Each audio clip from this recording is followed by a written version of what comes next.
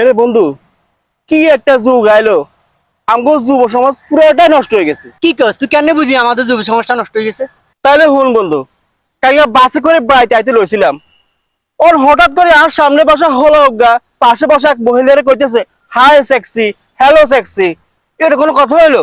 তারপর এরপরে গাড়িতে বসা বুড়ো এক চাচা আরে হঠাৎ করে জিজ্ঞায়, এরে বাবা সেক্সি মানে কি? অন চাচা মুরব্বী মানুষ জিজ্ঞাসে, আই চাচারে বা কি কইয়াম, আই তো লজ্জা শর্মে একবারে মাথা নিচু করে রয়েছি। ওরে কই চাচারও তো একটা বুঝ দিতে হইব। চাচারে কইলাম, চাচা সেক্সি মানেই হচ্ছে অসুস্থ। আর ঠিক এই সময় একটা মহিলা হঠাৎ করে বাসের মধ্যে মাথা ঘুরে পড়ে যায়। কি কস বন্ধু, তারপর কি হয়েছে? বুড়ো চাচা এইটা দেখি চিল্লে চিল্লে করতে শুরু করলো যে এত সেক্সি হলে বাসে ওঠার কি দরকার ছিল? উনি যখন বাসে উঠতেছিল তখন উনাকে সেক্সি সেক্সি লাগতেছিল। বাসে উঠে ওই মহিলা আরো বেশি সেক্সি হয়ে গেছিল।